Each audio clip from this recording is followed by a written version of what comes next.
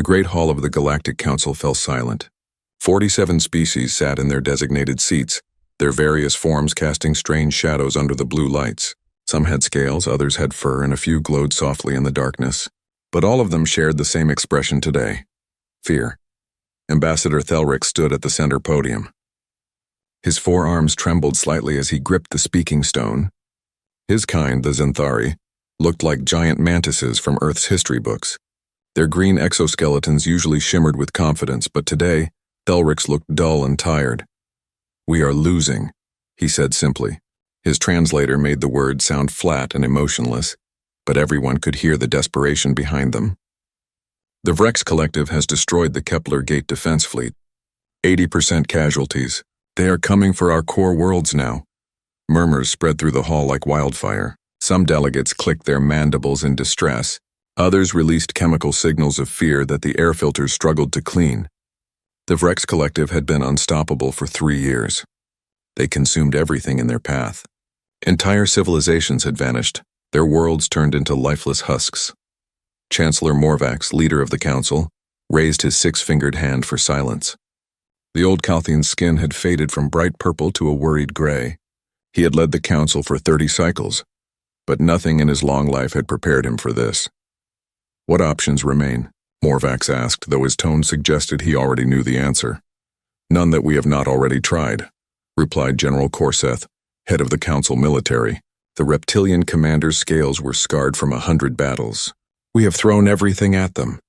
Our best weapons barely scratch their shields. Our fastest ships cannot match their speed. Every battle is a massacre." Thelric straightened his posture. He knew what he had to say next would cause an uproar. He had debated this moment for weeks, losing sleep cycles over it, but time had run out. "There is one option we have not tried," Thelric said carefully. "One species we have not asked for help." The hall erupted. Delegates shouted over each other. Some banged their appendages on their desks. Chancellor Morvax had to call for order 3 times before the noise settled. "You cannot be serious," hissed Ambassador Velktar of the Sylph Dominion. The snake-like being's eyes glowed red with anger. "The humans? Those barbaric primitives who rejected our generous offer of membership? Who sealed themselves behind their star system like frightened children?" "Barbaric, yes," Thelric agreed calmly. "Primitive? I am not so sure anymore." He pulled up a holographic display. Images appeared in the center of the hall, showing Earth's solar system. The Sol system, as humans called it. It had been quarantined for 200 years, ever since first contact had gone terribly wrong. 2 centuries ago we met humanity, Thelric continued. They were violent, unpredictable. They fought wars among themselves even as we spoke of peace. When pirates attacked their colony ship, the human response was so brutal that 3 species filed formal complaints. We labeled them as dangerous and suggested isolation. They agreed and sealed their borders. "Exactly my point," Velktar interrupted. "They are savages. What help could they possibly offer?" Thelric manipulated the display, zooming in on the outer edges of the Sol system. Strange structures appeared. Massive stations, weapons platforms, ships in configurations no one recognized. "Our long-range scouts have detected unusual activity," Thelric explained. "Humanity has not been idle during their isolation. They have been building, developing. There are rumors, whispers from traders who venture too close to their borders, stories of weapons that violate council laws, technologies we deemed too cruel to use." General Corseth leaned forward, his interest piqued. "What kind of weapons?" "We do not know the details," Thelric admitted. "But traders speak of human ships that move faster than anything we have built, of kinetic weapons that strike with the force of small stars, of artificial intelligences that guide swarms of drones. All things our ethics committees banned centuries ago." The hall fell silent again. This time it was a different kind of silence. Not fear of the Vrex, but uncertainty about humanity. Chancellor Morvax spoke slowly. "You suggest we invite the wolves to save us from the tigers?" "I suggest we have no other choice," Thelric replied. "The Vrex will reach our core worlds in 3 months. Perhaps less. If we do nothing, we will be extinct in a year. If humans are as dangerous as we fear, then perhaps that is exactly what we need." The debate lasted for hours. Some delegates argued passionately against involving humanity. Others reluctantly agreed that desperate times called for desperate measures. In the end, the vote was close. 25 species in favor, 22 against. The humans would be contacted. 3 weeks later, Thelrix found himself aboard a small diplomatic vessel, approaching the edges of human space. His crew was nervous. The last ship that crossed this boundary without permission had been vaporized instantly. Thelrix sent the agreed-upon codes and waited. The response came within seconds. A voice speaking perfect galactic standard, crisp and professional. Zenthari vessel, this is Earth Defense Station 12. State your purpose. I am Ambassador Thelrix of the Galactic Council, he transmitted. I request an audience with your leaders. We require assistance in a matter of galactic security. There was a pause. Thelrix imagined humans on the other end, discussing whether to vaporize his ship or hear him out. Proceed to coordinates we are sending now, the voice finally said. Deviate from the flight path and automated defenses will engage. We will send an escort. The escort arrived within minutes. 3 human ships, each no larger than a standard fighter craft, but they moved with unnatural precision. Their hulls were dark, almost invisible against space except for their running lights. As they guided Thelrix's ship deeper into the Sol system, he saw more of humanity's defenses. Weapon platforms orbited every major planet. Massive railguns pointed outward, their barrels wider than his entire ship. Missile batteries capable of launching thousands of projectiles. And everywhere patrol ships moving in complex patterns, their formations suggesting military precision beyond anything the Council employed. They took him to a space station orbiting Mars. It was enormous, easily the size of a small moon. The station's architecture was purely functional, with none of the artistic flourishes most species preferred. Everything about it screamed efficiency and purpose. Thelrix was escorted through corridors filled with humans in military uniforms. They all stopped to stare at him. Some looked curious, others hostile. One young human touched his weapon nervously as Thelrix passed. The ambassador felt very small and very alone. Finally, he was brought to a conference room. A single human woman waited for him. She wore a crisp black uniform with silver insignia. Her hair was pulled back severely and her blue eyes studied him with cold calculation. She stood when he entered. Ambassador Thelrix, she said, her translator rendering her words in Zenthari. I am Admiral Sarah Kowalski, commander of Earth Defense Fleet. Please sit. Thelrix settled into a chair designed for various alien anatomies. Admiral Kowalski sat across from him, her hands folded on the table. 200 years, she said quietly. That is how long it has been since the Galactic Council told us to stay away. How long since you abandoned the Aurora colony to raiders and told us it was not your problem? How long since you called us barbaric and suggested we remain in our corner of space? Thelrix's mandibles clicked nervously. He had read the historical files. He knew humanity had legitimate grievances, I remember. Thelrix said carefully. The Council failed you then. I will not pretend otherwise. But now the galaxy faces extinction. The Vrex Collective is destroying everything. In 3 months, they will reach the core worlds.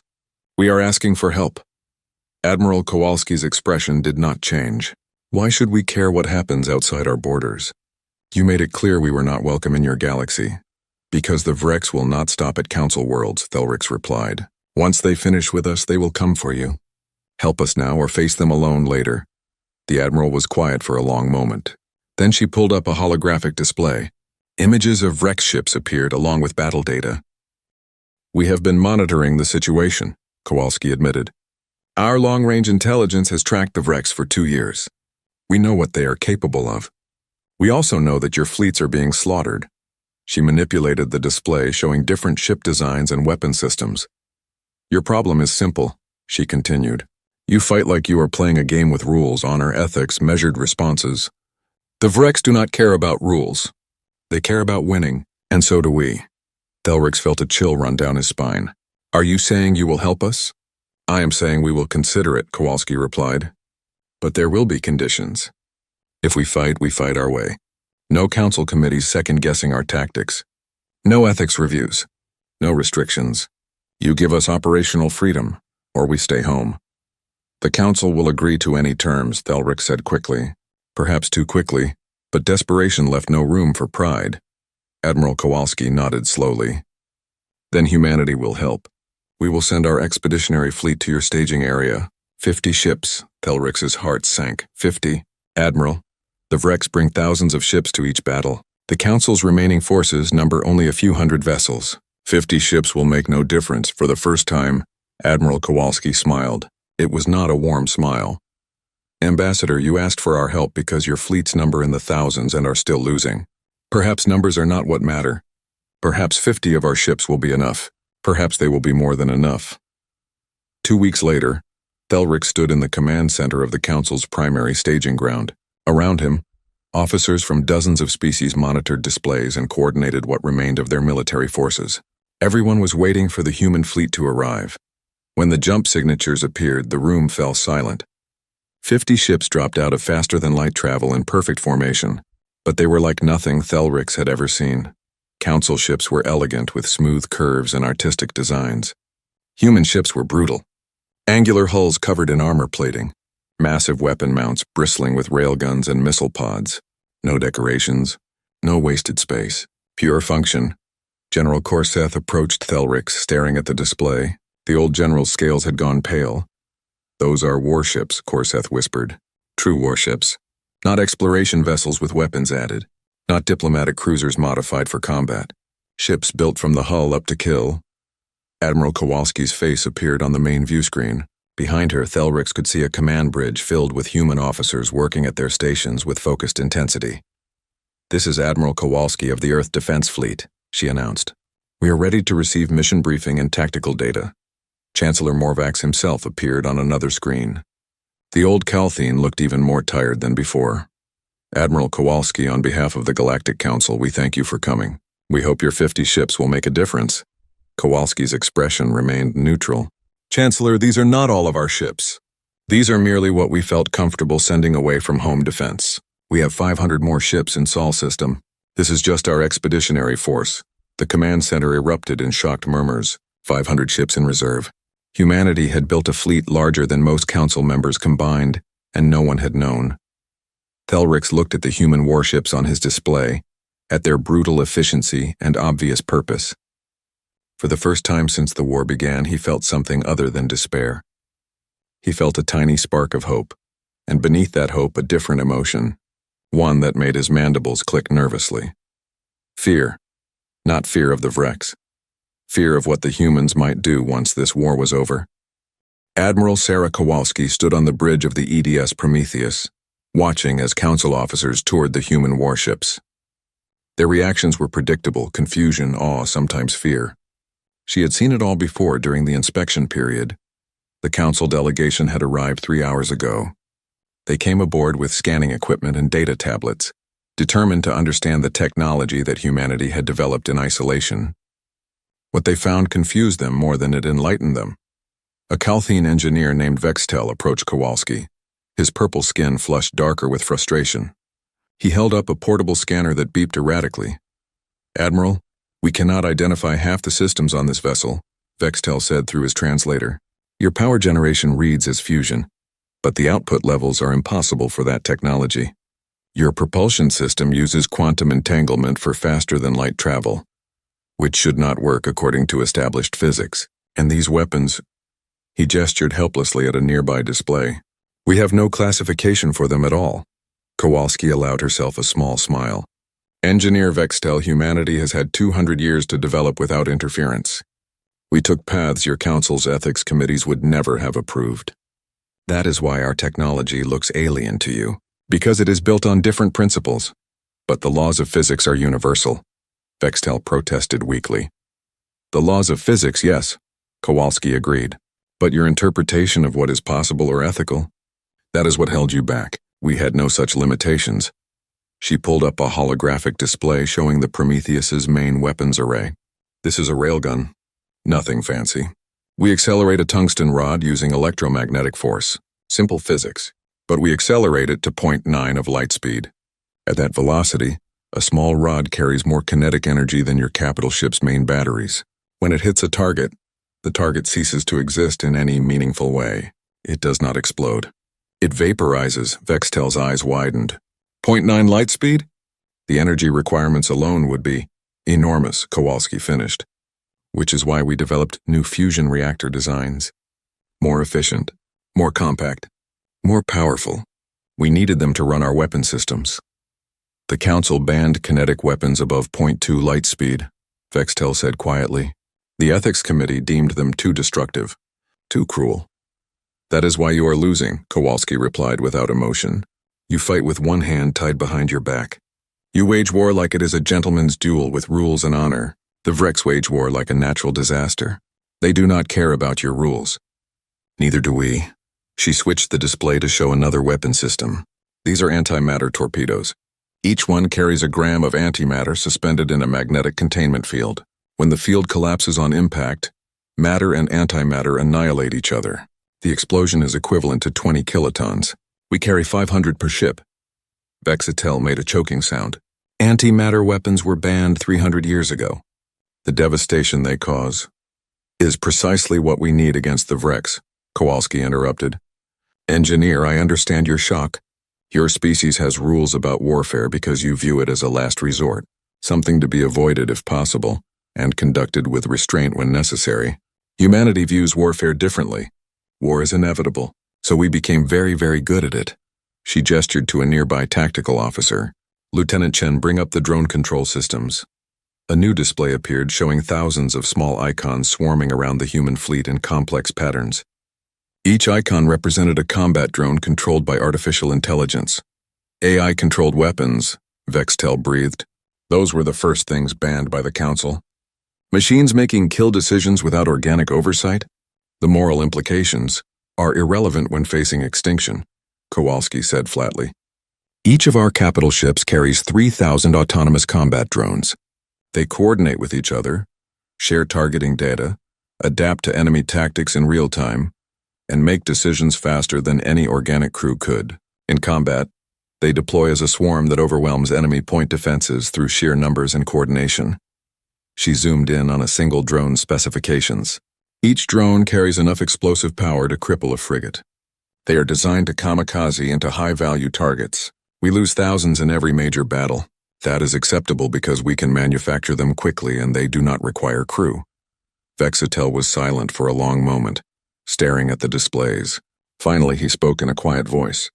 You built an automated war machine. Yes, Kowalski confirmed. We built it to fight other humans. We fought brutal proxy wars across the Sol system for 50 years. Mars against Earth, the Belt against the inner planets, Europa's colonies against Titans. We killed millions of each other. We developed these weapons to kill our own kind. And then we realized how stupid that was and unified. But we kept the weapons. We kept building. Because we knew that someday, someone out there might threaten us, and we would be ready. A voice interrupted from across the bridge. Admiral, Ambassador Thelrix is requesting to speak with you. Kowalski nodded. Put him through. Thelrix's insectoid face appeared on the main screen. Even through the alien features, Kowalski could read his nervous energy. Admiral Kowalski, I have just received word from Council Intelligence. The Vrex are amassing a major fleet near the Proxima Secundus system. They are preparing to attack within 48 hours. The world has 7 billion inhabitants. We are evacuating as many as we can, but most will not escape in time. Kowalski's expression hardened. What forces does the Council have in that sector? 200 ships, Thelrix replied. Everything we could spare. But intelligence estimates the Vrex fleet at 3,000 vessels. It will be a slaughter. We are asking for your help. Our help? Kowalski repeated. Ambassador, we have barely integrated with your command structure. Our officers do not know your protocols. Our ships have not trained with yours. You want us to jump into a battle we have not prepared for? I am asking you to save 7 billion lives, Thelrix said quietly. I know it is not ideal. I know the odds are terrible. But if humanity is as capable as you claim, agreed, Thelrix said immediately. Kowalski was silent for exactly 3 seconds. Then she turned to her communications officer. Lieutenant, signal all human vessels. Full battle alert. We jump to Proxima Secundus in 30 minutes. Tell them to prepare for hostile engagement. She looked back at Thelrix. Ambassador, we will be there. But understand this. We fight our way. No council oversight. No questions about our tactics. No after-action ethics reviews. We go in, we destroy the Vrex fleet, we leave. Agreed? Agreed, Thelrix said immediately. Thank you, Admiral. The people of Proxima Secundus thank you. The screen went dark. Kowalski turned to her crew. They were already moving, each officer performing their tasks with practiced efficiency. This was what they had trained for. what humanity had prepared for across 2 centuries of isolation. XO status report, Kowalski ordered. Commander Marcus Webb, her second-in-command, pulled up fleet readiness displays. All vessels reporting green across the board, Admiral. Reactors at maximum output. Weapon systems charged. Drone bays loaded and ready. The fleet can jump on your command. How long until Council forces are ready? Kowalski asked. They estimate 6 hours to prepare their fleet for combat operations, Webb replied. Kowalski shook her head. 6 hours to prepare for battle. No wonder they are losing. Send them our jump coordinates. Tell them to catch up when they can. We are not waiting. Admiral, jumping in without support, Webb began. Is exactly what we need to do, Kowalski interrupted. The Vrex will not expect us. They have never faced human weapons. We hit them hard and fast while they are still figuring out what hit them. By the time Council forces arrive, the battle will already be decided. Webb nodded sharply. Aye, Admiral. Kowalski walked to the center of the bridge, standing in front of the main view screen. Around her, the crew worked at their stations, their faces showing the calm focus that came from years of training. These were not green recruits. Every person on this bridge had seen combat. Every person knew what was coming. All vessels report ready for jump, Admiral, the navigation officer announced. Kowalski took a deep breath.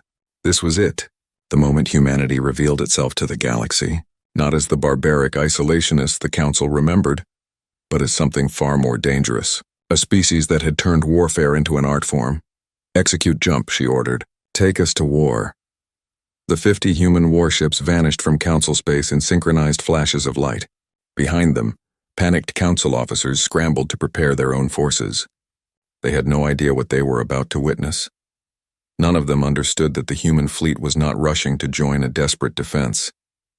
They were rushing to demonstrate exactly why humanity should never have been isolated, why keeping them locked away from the galaxy had been a mercy, not for humanity, for everyone else. 30 minutes later, 50 human warships emerged from faster-than-light travel at the edge of the Proxima Secundus system. Alarms immediately sounded across every bridge. Sensors confirmed Vrex fleet presence, Lieutenant Chen reported, counting 2,943 vessels. They are in attack formation around the planet, reading multiple weapon signatures consistent with planetary bombardment preparations. Kowalski studied the tactical display. The Vrex fleet was enormous, a dark swarm surrounding the blue-green world below. Already the first bombardment strikes were falling on the planet's surface. Mushroom clouds bloomed across cities. Millions were dying every second. Distance to enemy fleet? Kowalski asked calmly. 7 million kilometers and closing. We are on intercept course at 0.3 light speed. Status of Council forces? 200 Council ships detected. They are engaging the Vrex but taking heavy casualties. Down to 180 ships and falling fast. Kowalski nodded slowly. As expected, the Council forces were brave but outmatched. They would all be dead within an hour. Do the Vrex know we are here? She asked. Their long-range sensors should have detected us, but they have not altered formation or diverted forces. They appear to be ignoring us, Commander Webb grunted. 50 ships against 3,000. They probably think we are reinforcements for the Council. Not worth their attention. They are about to learn differently, Kowalski said quietly. Weapons, charge all railguns to maximum yield. Antimatter torpedoes, load full complement. Drone bays, prepare for mass deployment. Defensive systems to full power. All systems charging, Admiral, the weapons officer reported. We will be in effective range in 2 minutes. Communications fleet-wide channel. Channel open, Admiral. Kowalski's voice went out to every human ship in the fleet. 50 captains and thousands of crew members heard her words. This is Admiral Kowalski to all vessels. We are about to engage an enemy fleet that outnumbers us 60 to 1. They have never faced human weapons. They do not know what we are capable of. They think we are just another group of Council ships rushing to die bravely. We are going to teach them the error of that assumption. She paused, letting her words sink in. 200 years ago, the galaxy told us we were too violent, too dangerous, too barbaric. They feared what we might do if we were unleashed. Today, they invited us back. They asked for our help. So let us show them exactly what they were afraid of. Let us show the Vrex why humanity is something to fear. Another pause. Execute protocol hammer. All vessels, weapons free. Fire at will. The human fleet accelerated directly toward the Vrex armada. They did not slow down. They did not deploy in defensive formations. They charged like ancient cavalry, engines burning at maximum thrust, closing the distance at .3 light speed. The Virex finally noticed them. Alerts spread through the enemy fleet as sensors picked up unusual energy signatures. The human ships were not like Council vessels. Their power outputs were wrong. Their weapons configurations were unrecognizable. Their approach was suicidal. Fleet Commander Vormak of the Vrex Collective watched the human ship's approach on his tactical display. His species had evolved from pack hunters on a harsh world. They understood violence in a primal way. They had conquered 67 civilizations through sheer brutality and overwhelming force. Nothing frightened them, until today. Something about these new ships made Vormak's combat instincts scream warnings. They moved wrong, accelerated wrong. Their formations suggested purpose and calculation that felt familiar in a disturbing way. Like looking into a mirror and seeing something predatory staring back. Destroy them, Vormak ordered. All forward batteries target those ships. I want them eliminated before they reach effective weapons range. 300 Vrex warships opened fire simultaneously. Energy beams and plasma torpedoes streaked across space toward the human fleet. It was enough firepower to vaporize a planet's surface. It should have annihilated the 50 human ships instantly. The weapons struck the human shields, and nothing happened. Kowalski watched as the Vrex barrage hit her fleet. The shields flickered, turning white-hot for a moment, then returned to normal. The quantum-hardened ablative shields distributed the energy across multiple dimensions, shunting most of it away harmlessly. Shield status, she said calmly. Shields holding at 97%, Admiral. Enemy weapons are ineffective. Range to targets? Entering effective range in 5 seconds. Kowalski's hands gripped the arms of her command chair. Fire. 50 human warships unleashed hell. The railguns fired first. Tungsten rods, each weighing 50 kilograms, accelerated to .9 light speed. They crossed the remaining distance in fractions of a second. When they hit Vrex ships, physics took over. The kinetic energy converted instantly to heat and light. Vrex warships did not explode. They did not break apart. They simply ceased to exist, vaporized in microseconds by the relativistic impacts. 200 Virex vessels vanished in the first salvo. Before the Virex fleet could even process what happened, the second wave hit. Antimatter torpedoes streaked through space, their magnetic containment fields barely containing the deadly cargo. They detonated in the densest parts of the Vrex formation. Each explosion created a miniature sun, the matter-antimatter reactions releasing more energy than Vrex shields could possibly absorb. Ships within 500 kilometers of each detonation were instantly destroyed. Ships within 1,000 kilometers were crippled by radiation and electromagnetic pulses. 800 more Vrex ships died in nuclear fire. Then came the drones. 50,000 autonomous combat units poured from the human fleet, like angry insects from a disturbed hive. They moved in perfect coordination, their AI minds communicating at the speed of light, sharing targeting data, identifying priorities, adapting to Vrex defensive patterns in real time. The Vrex point defense systems opened fire desperately. They destroyed hundreds of drones, then thousands. But for every drone destroyed, 10 more slipped through. The drones were small, fast, and smart. They jinked and weaved, used destroyed ships as cover, coordinated their approaches to overwhelm individual targets. They slammed into Virex warships by the hundreds, each one carrying enough explosive power to penetrate hulls and detonate inside. Capital ships shuddered as dozens of drones impacted simultaneously, explosions tearing through their interiors, secondary detonations following as reactors and ammunition stores cooked off. Vormak watched in horror as his fleet disintegrated around him. They had engaged 50 enemy ships. 5 minutes ago, his fleet had numbered nearly 3,000 vessels. Now his tactical display showed fewer than 2,000, and the rate of losses was accelerating. All ships fall back, he ordered desperately. Get us out of here. But the human fleet was not done. They had closed to point-blank range now, moving through the Vrex formation like sharks through a school of fish. More railgun shots, more torpedoes, more drones. The slaughter continued without pause. Council forces, watching from the edges of the battle, sat in stunned silence. Their sensors showed impossible things. Human ships moving at speeds that should tear them apart. Weapons hitting with force that violated energy conservation laws. Drone swarms exhibiting intelligence that made their own AI seem primitive. And everywhere, Vrex ships dying, vaporizing, exploding, breaking apart. The mighty Vrex collective, terror of the galaxy, was being systematically annihilated. Not defeated. Annihilated. The battle, if it could even be called that, lasted exactly 5 minutes and 43 seconds from first human railgun shot to the last Vrex ship either destroyed or fleeing. 3,000 Vrex vessels entered the battle. 2,891 were destroyed. 109 escaped, their faster-than-light engines engaging in full retreat. Human casualties, 0. Ammunition expended, 23%. Admiral Kowalski stood on her bridge, watching the debris field that had been the Vrex fleet.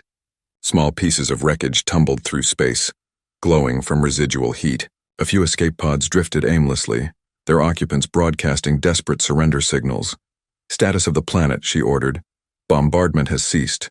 Preliminary scans indicate heavy damage to 3 major cities. Estimated casualties in the millions, but the remaining 7 billion inhabitants are safe. Kowalski nodded slowly. Contact the Council fleet. Inform them that the Vrex have been eliminated. They should proceed with evacuation and relief operations. Admiral, Commander Webb said quietly, we just destroyed an entire fleet. The Council forces saw everything. They are going to have questions. I know, Kowalski replied. She looked at the tactical display, at the 50 human ships holding position in perfect formation. Not a single vessel damaged, not a single casualty. Let them ask. We did what they could not. We saved those people down there. If the Council has a problem with our methods, they should not have asked for our help. On the main view screen, incoming transmissions started flooding in from Council ships. Requests for information, demands for tactical data, questions about human casualties, confusion about what they had just witnessed. Kowalski ignored them all. She had one more message to send. Communications, tight beam transmission to Earth. Tell command that first contact with the Vrex is complete. The enemy has been engaged and defeated with minimal resource expenditure. We await further orders. Message sent, Admiral. Kowalski sat back in her command chair. The easy part was over. The battle was won. Now came the difficult part. Explaining to the galaxy exactly what humanity had become during their 200 years of isolation, and dealing with the inevitable question that would follow. If humans could do this to the Vrex, what could they do to everyone else? The silence in the Council Command Center was absolute. Officers from 47 species stood frozen at their stations, staring at displays that showed impossible things. The Vrex fleet, 3,000 strong, had been annihilated in under 6 minutes. The human fleet of 50 ships sat undamaged among the debris field. Ambassador Thelrix felt his legs give out beneath him. He collapsed into his chair, mandibles clicking uncontrollably. His mind struggled to process what his eyes had seen. The math was simple but terrifying. 3,000 enemy ships destroyed, 50 human ships untouched. It was not a battle. It was an execution. General Korzeth approached slowly, his clawed hand gripping the back of Thelrix's chair for support. The old general's scales had gone completely gray with shock. What are they? Korzeth whispered. What in the name of the ancestors are they? Before Thelrix could respond, Admiral Kowalski's face appeared on every screen in the command center. Her expression was calm, almost bored, like she had just completed routine training exercises rather than the most devastating victory in recorded galactic history. Council Command, this is Admiral Kowalski, she said crisply. Vrex fleet has been eliminated. The planet Proxima Secundus is secure. Human forces are standing by for further orders. We have sufficient munitions remaining for 2 more engagements of similar scale. 2 more engagements. The words hung in the air like a death sentence. Humanity had barely used a quarter of their ammunition to destroy an entire Vrex armada. What could they do at full capacity? Chancellor Morvax finally found his voice. The old Kalthine's skin had turned almost white with shock. Admiral Kowalski, we thank you for your assistance. The people of Proxima Secundus owe you an enormous debt. But we must ask, what happened here? How did you achieve such a decisive victory? Kowalski's expression did not change. We engaged the enemy using standard human combat doctrine. Our weapons performed as designed. The Vrex fleet was destroyed. Is there something unclear about those facts, Chancellor?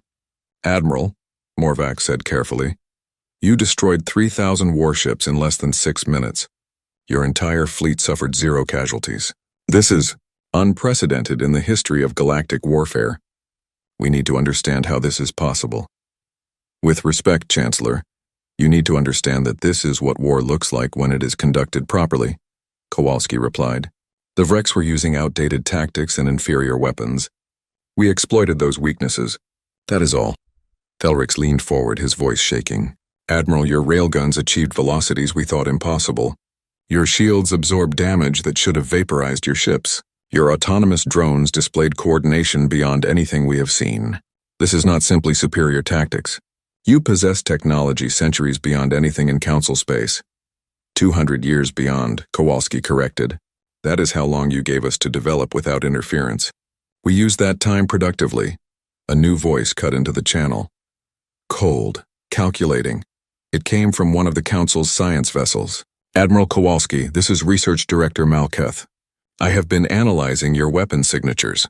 The kinetic energy of your railgun projectiles exceeds the theoretical maximum for electromagnetic acceleration. The antimatter reactions show containment efficiency that violates thermodynamic principles. Your faster-than-light drives leave quantum signatures that should not exist. How is any of this possible? Kowalski smiled slightly. Director Malketh, your theories assume certain limitations that we decided to challenge. Your laws of physics are correct. Your assumptions about what those laws allow? Not so much. That is not an answer, Malketh snapped. I am asking for... You are asking for information about human military technology, Kowalski interrupted. Information that humanity considers classified. If the Council wishes to understand our weapon systems, you can submit a formal request through diplomatic channels. I am sure our government will give it all the consideration it deserves. The implied refusal was clear. Humanity would not be sharing their secrets, not now, perhaps not ever. Chancellor Morvax raised a hand for calm. Admiral, we do not wish to create tension between our peoples. You have proven your capabilities beyond any doubt. The Galactic Council is grateful for your assistance. We are simply trying to understand our new allies. Understood, Chancellor, Kowalski replied. But the Council should also understand something important. We came here because you asked for help. We destroyed the Virex because it needed to be done. But we are not your military. We are not your weapons. We are an independent power offering temporary assistance. Do not mistake our cooperation for subordination. The command center fell silent again. Every species present understood the message. Humanity was not asking to join the Galactic Council. They were not seeking approval or integration. They were stating a simple fact. We are here. We are powerful. Deal with it. Thelrix made a decision. Someone had to bridge this gap before it became unbridgeable. Admiral Kowalski, may I come aboard your vessel? I would like to discuss the next steps in this campaign. Face to face, if you will permit it. Kowalski considered for a moment. Permission granted, Ambassador. Transmitting docking coordinates now. Come alone. 20 minutes later, Thelrix found himself back aboard the EDS Prometheus. The human crew eyed him with expressions ranging from curious to hostile. He could not blame them. 200 years of isolation, caused partly by the Council's treatment of humanity. That kind of resentment did not fade easily. Admiral Kowalski met him in the same conference room as before. This time, Commander Webb stood behind her. The XO's expression was carefully neutral, but Thelrix sensed the protective stance. These humans were loyal to each other. That much was clear. Ambassador Thelrix, Kowalski said, gesturing to a seat. You wanted to discuss next steps. What did you have in mind? Thelrix settled into the chair, trying to project calm despite his internal turmoil. Admiral, what happened today will change everything. The entire galaxy just watched humanity destroy the most feared military force in known space. Within hours, every major power will be analyzing that battle. Within days, they will be asking questions. Within weeks, they will be making decisions about how to respond to humanity's existence. Let them, Kowalski replied. Humanity is not seeking their approval. I understand that, Thelrix said carefully. But you must understand the position this puts the Council in. For 3 years, we have been losing a war of extinction. We begged humanity for help because we were desperate, and now in a single battle, you have proven that you could have ended this war at any time. You could have saved billions of lives, but you chose not to, because we isolated you 2 centuries ago. Kowalski's expression hardened. We chose not to intervene because it was not our war. The Vrex were your problem. You only made them our problem when you came asking for help. If you are looking for an apology for our delayed response, you will not get one. I am not looking for an apology, Thelric said quickly. I am trying to help you understand how the Council will react. There are species on the Council who will see today as proof that humanity should never have been isolated, that we made a terrible mistake 200 years ago. But there are others who will see today as proof that humanity is too dangerous to exist, that you are a threat that must be contained before you turn on us. Commander Webb leaned forward, his voice hard. Is that a threat, Ambassador? No, Thelric said firmly. It is a warning.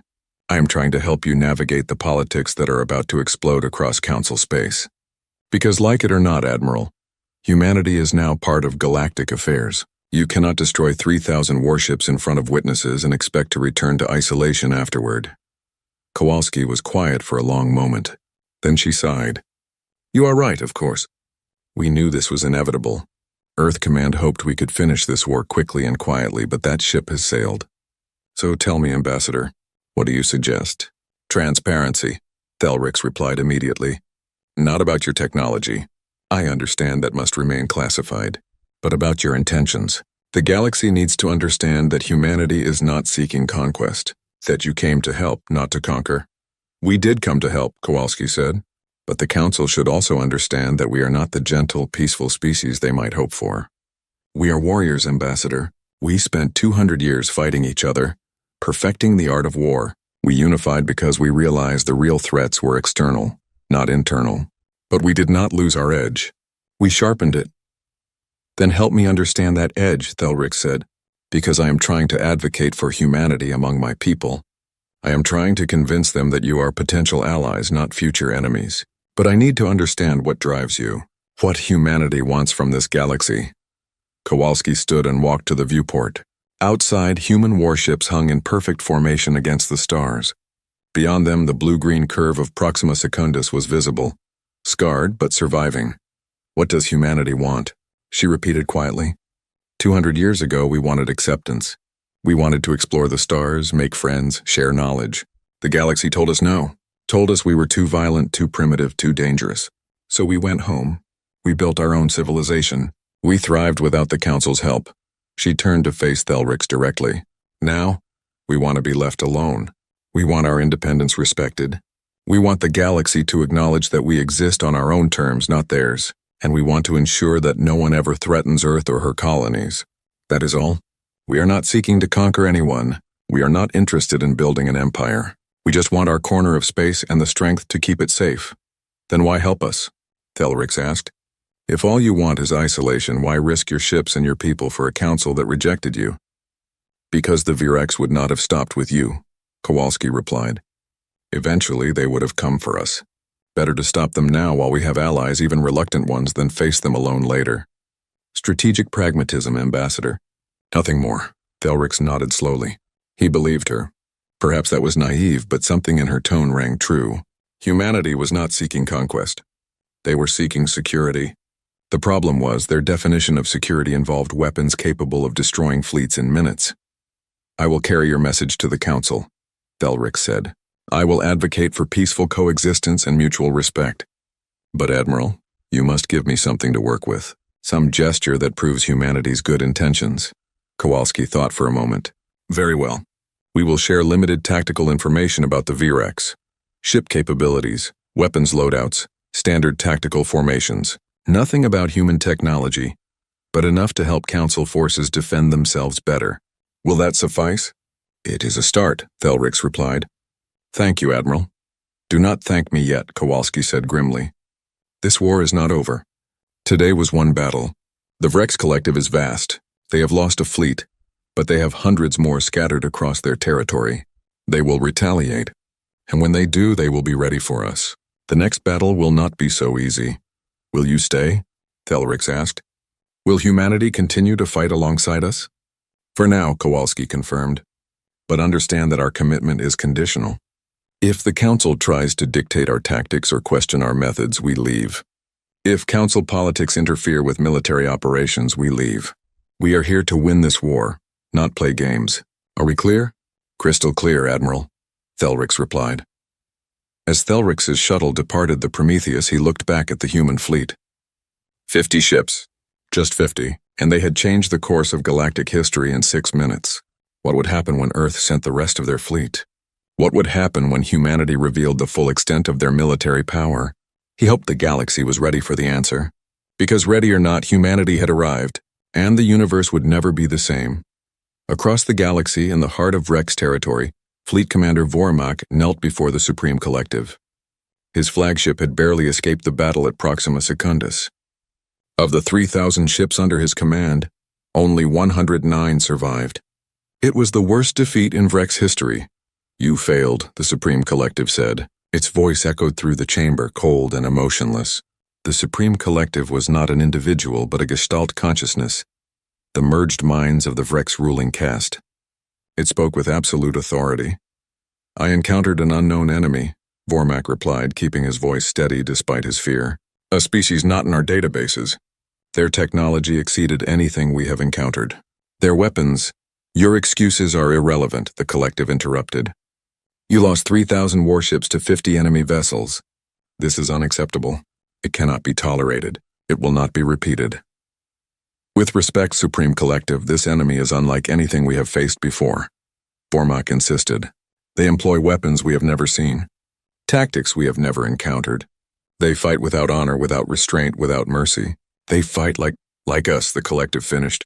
"You're describing an enemy that fights like the Vrex. This intrigues us.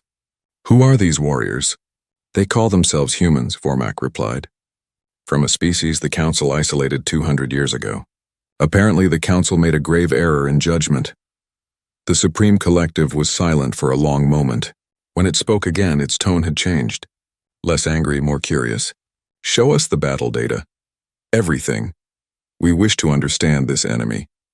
Vormak transmitted the recorded sensor logs from his surviving ships. The Collective analyzed them in seconds, its merged consciousness processing information faster than any individual mind could. "Fascinating," the Collective said. "Kinetic weapons at near-light speed. Antimatter warheads, autonomous combat drones, defensive shields of unknown design, and all of this deployed with tactical precision that suggests extensive combat experience. These humans are worthy adversaries." "What are your orders, Supreme Collective?" Vormak asked. "We will suspend offensive operations against Council worlds," the Collective announced. "All available forces will be redirected to studying this human threat. We will capture their ships, analyze their technology, learn their weaknesses, and when we are ready, we will return to Council space with overwhelming force. We will destroy the humans first, then we will finish consuming the Council." "How many ships should I requisition?" Vormak asked. "All of them," the Collective replied. "Every warship in Vrex space. We will not underestimate these humans again. If 50 of their ships can destroy 3,000 of ours, we will bring 30,000 to their next battle. We will crush them through sheer weight of numbers. No mercy, no restraint. Total annihilation." Vormak felt a chill run through his body. The Supreme Collective was committing the entire Vrex military to a single objective. This was unprecedented, but as he remembered the human weapons tearing through his fleet, he understood. Humanity was not just another enemy. They were an existential threat.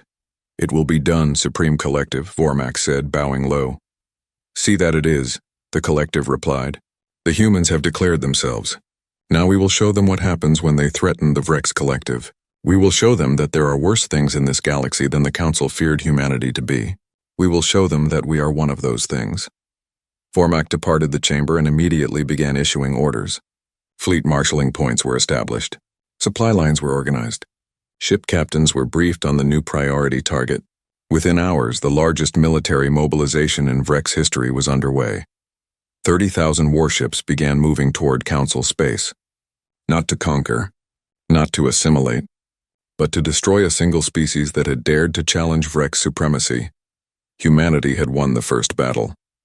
But the war was about to become something far more terrible. Something that would test whether human weapons and human tactics were enough to stand against an enemy that could match their ruthlessness and far exceed their numbers. The galaxy held its breath, waiting to see what would happen when an unstoppable force met an immovable object. When the Vrex war machine collided with human military doctrine, when two species that lived for war finally found worthy opponents in each other, the answer would be written in fire and blood across a dozen star systems. And when it was over, the survivors would remember this moment. the moment everything changed. The moment humanity revealed themselves not as saviors or conquerors, but as something the galaxy had never seen before. Warriors. True warriors. The kind that emerged from a species that nearly destroyed itself learning how to kill, then unified just in time to turn those skills outward. The Vreks were about to learn what the Council had suspected 2 centuries ago, that humanity was dangerous. Not despite their capacity for violence, but because of it. Because they had refined violence into an art form. Because they understood war in a way that most species, even warrior species like the Vreks, could never match. They understood that war was not about honor or glory or conquest.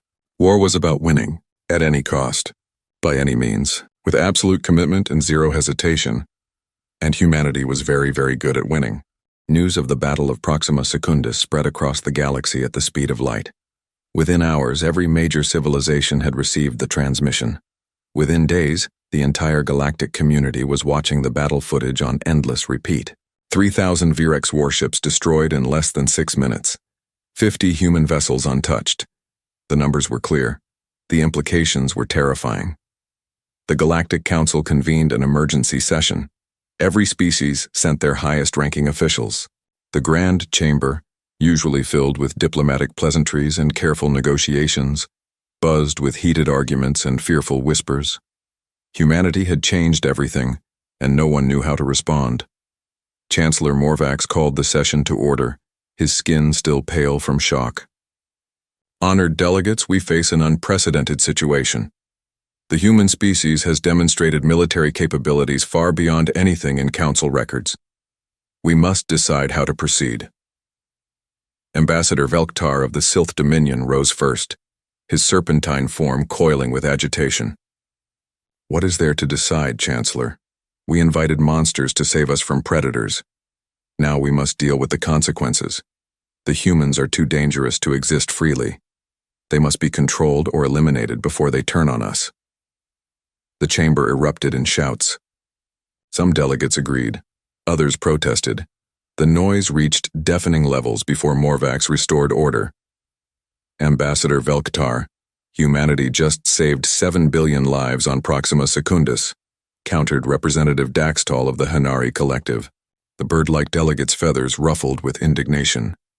They came when we asked. They fought when we needed them. They asked for nothing in return. How does this make them monsters? They destroyed 3,000 ships without breaking a sweat, Velktar hissed. They possess weapons we cannot comprehend. They follow no laws we recognize. Today they fight the Vreks. Tomorrow, what prevents them from turning those weapons on us?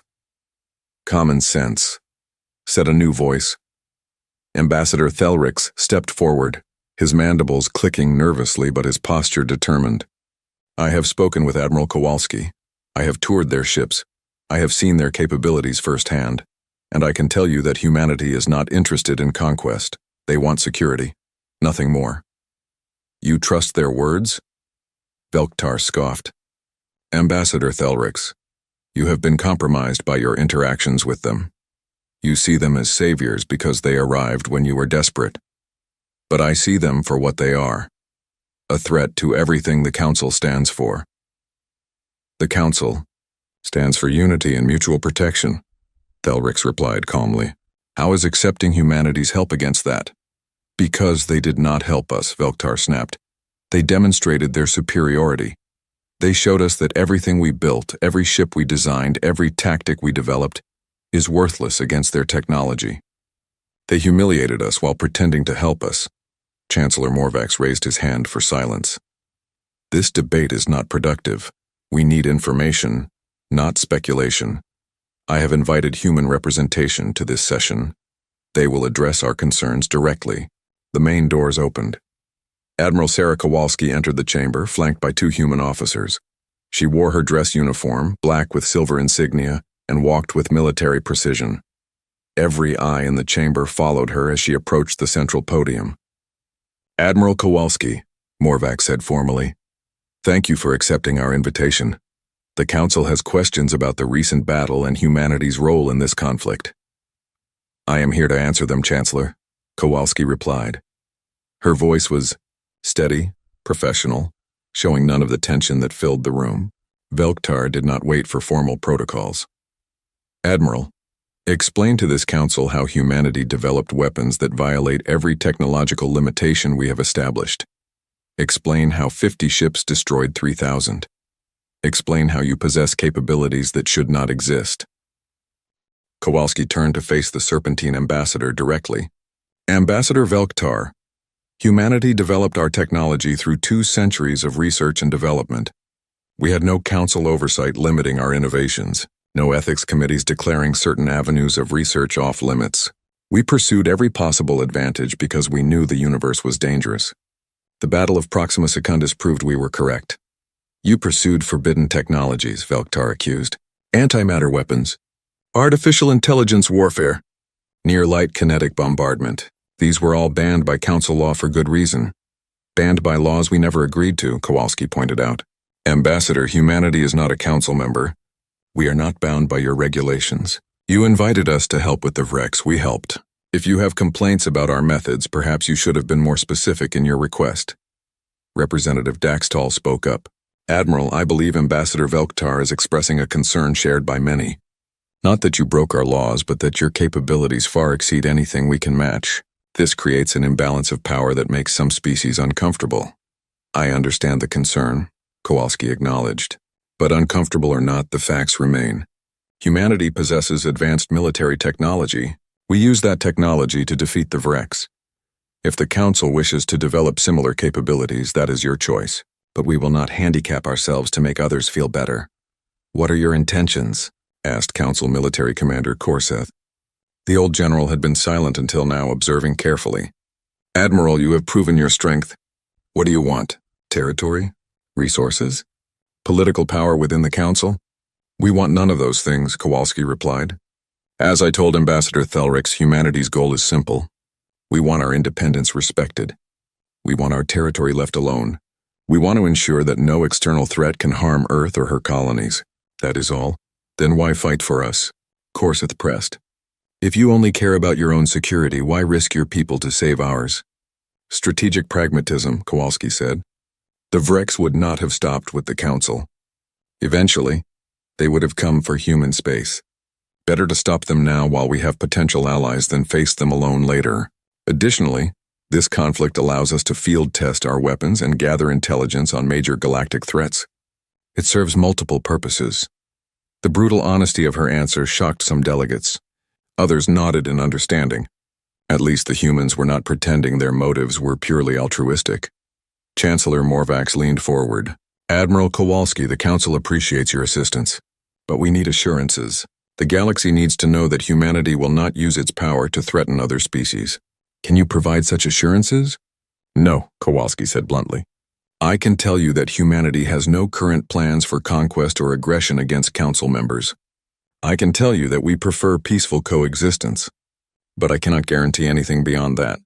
If another species attacks human territory, we will respond with overwhelming force. If anyone threatens Earth, we will destroy them. Those are not threats, Chancellor. Those are facts. The chamber fell silent. Her words were not diplomatic. They were not comforting. But they had the ring of absolute truth. Then what prevents the next war? Velktar demanded. What stops humanity from deciding that Council space would make nice colonies?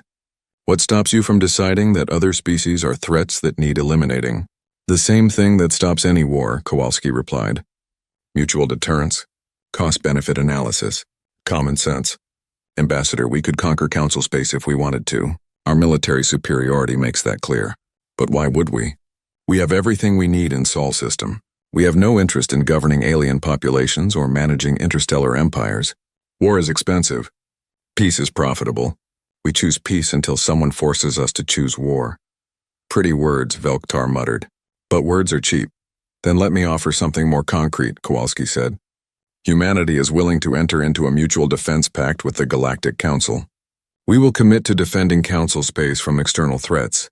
In return, the Council recognizes human sovereignty over Sol system and our colony worlds. We establish formal diplomatic relations. We share limited technological information that helps the Council defend itself without giving away classified military secrets. This creates a framework for peaceful coexistence based on mutual benefit. Thelrix's mandibles clicked excitedly. This was more than he had hoped for. A formal alliance between humanity and the Council would stabilize the entire region and give both sides reason to maintain peace. But Velktar was not convinced. And if the Council refuses this offer? What then? Kowalski's expression hardened. Then humanity finishes helping you defeat the Vrex, returns to Sol system and seals our borders. You will never see us again unless you come looking for trouble. We are offering partnership. If you refuse, we offer isolation. Those are the only two options. Chancellor Morvax stood, his aged body moving with surprising energy. The Council will need time to debate this proposal. But personally, Admiral, I support the idea of formal alliance. We have fought the Vrex for 3 years. We have lost millions. Humanity ended a major engagement in 6 minutes. That is the kind of ally we need. There is one more thing the Council should know, Kowalski said quietly. Our intelligence indicates that the Vrex are marshalling their entire military for a massive counterattack. They are not giving up. They are preparing to come at us with everything they have. Tens of thousands of ships. Perhaps more. They will not make the mistake of underestimating us again. The chamber erupted in panic. Delegates shouted questions. Some called for immediate evacuation of core worlds. Others demanded military mobilization. The fear that had been briefly pushed aside by the victory at Proxima Secundus came flooding back. How long do we have? Korseth demanded. Unknown, Kowalski replied. Weeks at minimum. Months at maximum. The Vrex are mobilizing forces from across their territory. When they come, it will be with overwhelming numbers. This will be the decisive battle of the war. Can you win? Morvax asked simply. All the politics, all the debates, all the fears came down to that single question. Admiral Kowalski, when the Vrex come with their full might, can humanity stand against them? Kowalski met his gaze steadily. I do not know, Chancellor. At Proxima Secundus we had technological superiority and the element of surprise. In the next battle, the Vrex will be prepared. They will bring numbers that even our weapons cannot easily overcome. We will fight. We will make them pay for every meter of space, but I cannot guarantee victory. Her honesty was refreshing even as it was terrifying. She was not boasting about human invincibility. She was stating military reality. They were good, perhaps the best, but they were not gods. Then we fight together, Korseth said firmly.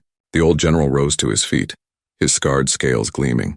If the Vrex are coming with everything, then the Council commits everything as well. Every ship, every weapon, every warrior. We combine our forces with humanity's. We make our stand together or fall together. Murmurs of agreement spread through the chamber. Whatever fears the delegates had about humanity, they feared the Vrex more. And if there was a chance that combining forces could win, they would take it. Chancellor Morvax looked around the chamber, gauging the mood. Is there a second to General Korseth's proposal? I second, Thelric said immediately. All in favor of full military alliance with humanity for the duration of the Vrex conflict?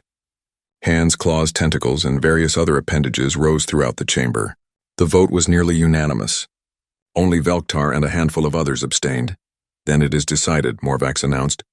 The Galactic Council formally allies with humanity. Admiral Kowalski, you will have full access to Council military resources and intelligence. In return, we ask for your continued support against the Vrex threat. Agreed, Kowalski said. I will coordinate with General Korseth to integrate our forces. We have a lot of work to do and not much time to do it. As the session ended and delegates filed out, Thelrix approached Kowalski. You were honest with them. You did not promise easy victory or minimize the danger. I appreciate that. Lying would not help anyone, Kowalski replied. The Vrex are coming.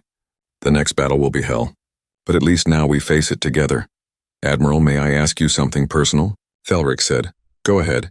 You spoke about humanity's wars, about fighting each other for 50 years, about millions dying. Does that haunt you? The cost of becoming so good at war? Kowalski was quiet for a moment. Every day, Ambassador. Every day I remember the battles of the Belt Wars, the Mars Rebellion, the Europa Incident.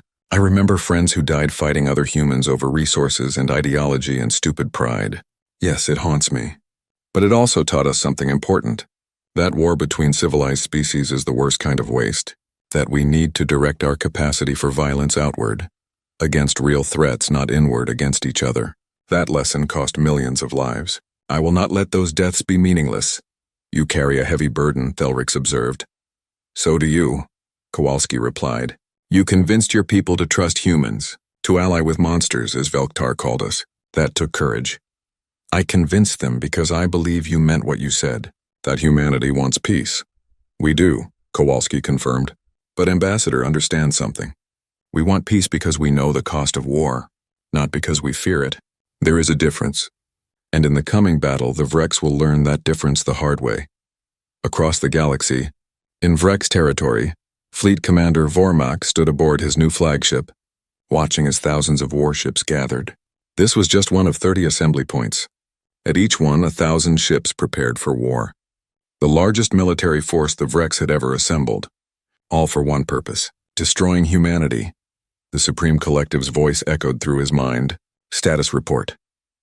Assembly is proceeding as planned, Supreme Collective, Vormak reported. 28,000 warships have reached their marshalling points. Another 5,000 are en route. We will be ready to launch the offensive within 3 weeks. The humans will not expect such numbers, the Collective said with satisfaction. They defeated 3,000 ships through technological surprise.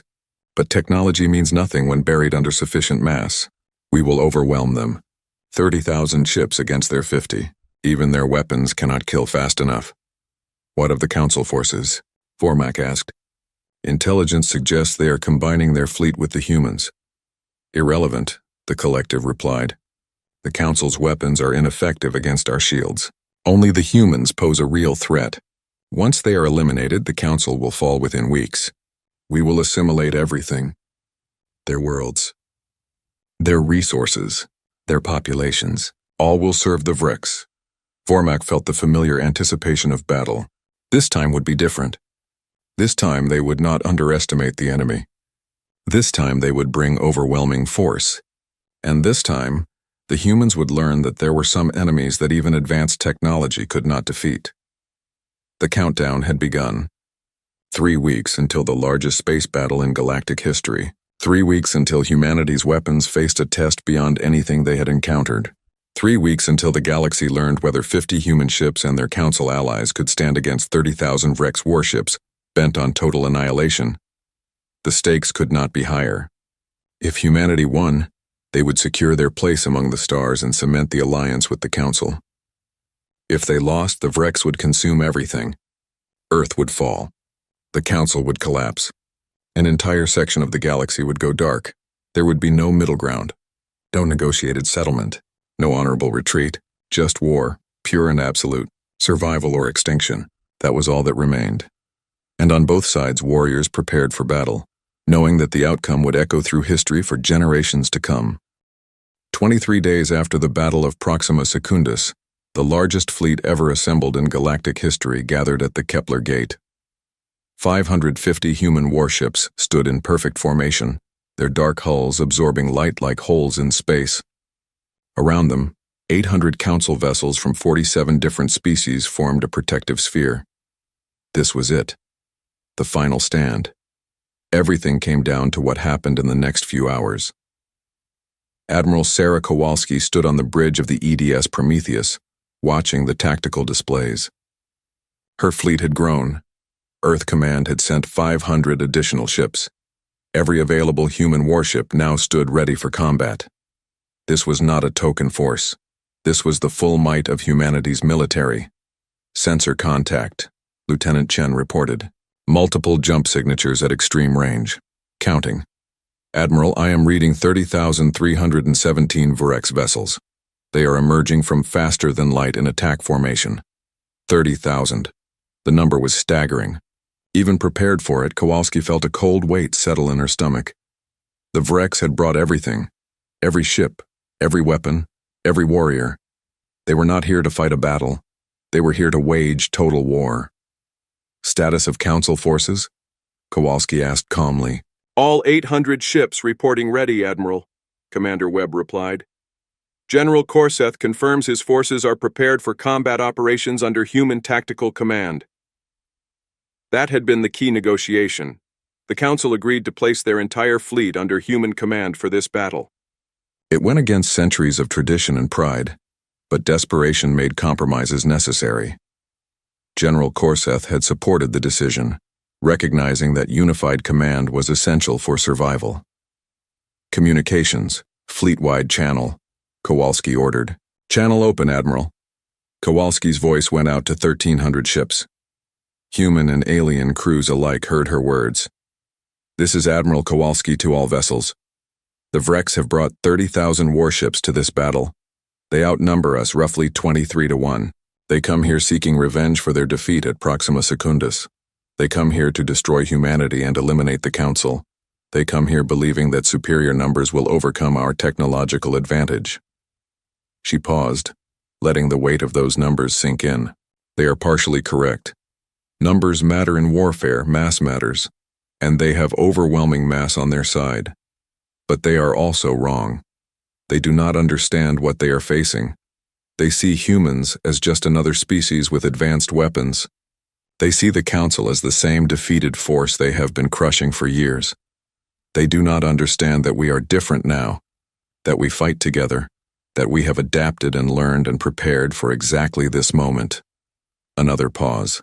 200 years ago, humanity was told we were too dangerous for civilized space.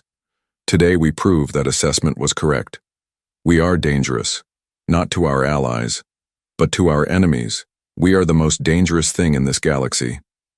Today, we show the Vreks what it means to face humanity and her allies. Today, we show them that some species should never be provoked.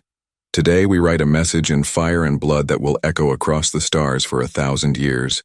You do not threaten Earth. You do not threaten the Council. You do not threaten any of our worlds. Because if you do, we will come for you, all of us. And we will not stop until the threat is eliminated. Final pause. All ships, weapons free. Execute Battle Plan Omega. For Earth, for the Council, for survival. The combined fleet surged forward. Unlike at Proxima Secundus, they did not charge recklessly. They moved in careful formation, human ships in the vanguard, Council vessels providing support and coverage. They had planned this battle for 3 weeks. Every ship knew its role. Every captain understood the strategy. This was not improvisation. This was calculated warfare conducted by experienced commanders against a desperate enemy. The Vreks fleet advanced to meet them. 30,000 warships moving as one, their formation, designed to maximize overlapping fields of fire and prevent the concentrated attacks that had devastated them before. They had learned from Proxima Secundus. They would not cluster. They would not present easy targets. They would use their numbers to surround and overwhelm. Enemy fleet splitting into 3 prongs, Chen reported. They are attempting to envelop us from multiple vectors. Anticipated, Kowalski replied. Execute counter-move Alpha. Human squadrons 1 through 10 engage the central prong. Squadrons 11 through 30 hold position and prepare to intercept flanking forces. Council fleet, focus on defensive screening and anti-missile operations. Orders flashed across 1,300 ships. The fleet shifted formation smoothly, adapting to Vreks movements with practiced precision. 3 weeks of integrated training showed in the coordination. Human and Council forces moved as a single organism, responding to threats before they fully materialized. The Vreks opened fire at maximum range, 30,000 ships unleashing plasma torpedoes and energy beams in a wave that lit up space like a second sun. The combined firepower was beyond calculation, enough to vaporize planets, enough to boil oceans, enough to kill gods. The human shields held, but barely. The quantum-hardened ablative shielding that had shrugged off Vreks weapons at Proxima Secundus now flickered and strained under the massed barrage. Warning alerts sounded across multiple bridges. Shield generators overheated. Power conduits strained. The sheer mass of incoming fire was too much for even human technology to completely dismiss. Shields down to 60%, Admiral, Webb reported. We cannot sustain this level of bombardment for long. We do not need to, Kowalski replied. Range to targets? Entering effective weapons range in 30 seconds. All human vessels, charge weapons to maximum. Prepare to fire on my mark. The 30 seconds felt like hours. Vreks fire continued to hammer the human fleet. 2 Council ships exploded as plasma torpedoes overwhelmed their inferior shields. 5 more sustained critical damage. But the humans held formation, absorbing punishment, waiting for their moment. Range achieved, Admiral. Fire. 550 human warships unleashed hell simultaneously. Railguns firing in synchronized salvos. Antimatter torpedoes launched in carefully calculated spreads. Drone swarms deploying by the 100,000. The amount of destructive energy released in that single moment exceeded the total output of many stars. The wreck's central prong simply ceased to exist. 8,000 warships caught in the cone of fire vaporized, crippled, or went spinning out of control with catastrophic damage. The humans had concentrated their fire rather than spreading it. They chose to annihilate one section of the Vrek's fleet completely, rather than damage all of it partially. Central prong eliminated, Chen reported with barely concealed awe. Enemy forces on flanks are adjusting formation. They are pulling back to regroup. Do not let them, Kowalski ordered. All squadrons pursue and engage. Keep them off balance. Do not give them time to coordinate a response. The human fleet split into multiple task forces, each one moving independently but in coordination with the others. This was the advantage of extensive training and AI-assisted tactical coordination. They could maintain unified strategy while allowing individual commanders tactical flexibility.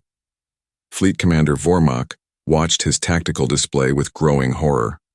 8,000 ships gone just like that. The humans had done it again. Their weapons were simply too powerful. His numbers advantage was meaningless if they could kill thousands of his ships in seconds. All forces fall back to secondary positions, he ordered. We need to establish a defensive perimeter and force them to come to us. But the humans did not let him. They pressed their attack relentlessly, forcing Vrek's ships to fight while out of position, preventing them from forming the coordinated defense Vormak needed. This was not the brute force victory of Proxima Secundus. This was skilled commanders using superior technology and better tactics to defeat an enemy that outnumbered them more than 20-1, and it was working. The battle raged for hours. Human ships darted through Vrek's formations like sharks, their weapons tearing apart everything they touched. Council forces provided crucial support, their shields intercepting missiles meant for human vessels, their sensors extending the range at which human weapons could track targets. It was not perfect coordination. Ships still died. Mistakes were made. But the alliance held. Admiral Kowalski watched the casualty reports mount. 20 human ships destroyed, 37 damaged, 112 council vessels lost. Against those losses, the Vreks had lost over 17,000 warships. The numbers favored the alliance, but the cost was staggering. Every destroyed ship represented thousands of dead crew members. Every human casualty was someone who had trained and fought and trusted her command. Admiral, the Vreks are breaking formation, Webb reported. They are falling back across all sectors. It looks like a general retreat. Confirm it, Kowalski ordered. Make sure this is not a tactical withdrawal. Chen checked his displays. Confirmed. They are activating faster than light drives. The Vreks fleet is retreating from the system. A cheer went up across multiple bridges. Human and council crews celebrated together. They had done it. They had faced 30,000 Vreks warships and won. The impossible victory was theirs. But Kowalski did not celebrate. She studied the tactical display, watching the remaining Vreks ships flee. 13,000 had escaped. 13,000 warships still existed. The Vreks were not destroyed. They were defeated, yes, bloodied, but not eliminated. Status report, she ordered. 20 human ships destroyed, 37 damaged but repairable, Webb replied. Council forces report 112 vessels destroyed, 240 damaged. We sustained approximately 15% casualties. The Vreks lost over half their fleet. Will they come back? Someone asked. Kowalski was quiet for a moment. Eventually, maybe, but not soon. We broke their main force. It will take years for them to rebuild, maybe decades, and by then, we will be even stronger. She opened a channel to the fleet. All ships, excellent work today. You fought with courage and skill. The victory is yours. Well done. Another cheer echoed through the fleet. This time, Kowalski allowed herself a small smile. They had earned this moment. They had faced overwhelming odds and prevailed. That was worth celebrating. Ambassador Thelrix appeared on her view screen, his mandibles clicking with obvious joy. Admiral, on behalf of the Galactic Council, I thank you. You saved us. You saved all of us. We saved each other, Ambassador, Kowalski replied. Your ships fought bravely. Your people died alongside ours. This victory belongs to the Alliance, not just humanity. The Council will not forget what happened here, Thelric said seriously. We came into this war divided and desperate. We emerged united and victorious. That is the gift humanity gave us. Not just military aid, but the example of what we could be when we worked together. Ambassador, I have a request, Kowalski said. Anything, Admiral. Formally invite humanity to join the Galactic Council. Full membership. Equal voting rights. Mutual defense pact. The works. It is time we stopped being outsiders looking in. It is time we became part of this galaxy properly. Thelric's mandibles clicked rapidly with surprise and pleasure. Admiral, I will personally sponsor that proposal. After today, I doubt anyone will vote against it. Welcome home, humanity. Welcome home. As the fleet began organizing rescue operations and damage assessment, Kowalski looked out at the stars. 200 years ago, humanity had been rejected, cast out, told they were too dangerous. Today, they had proven that assessment both right and wrong. They were dangerous, incredibly dangerous, but they were dangerous to the right people, to threats, to enemies, to those who would harm the innocent. And now, finally, they were coming home.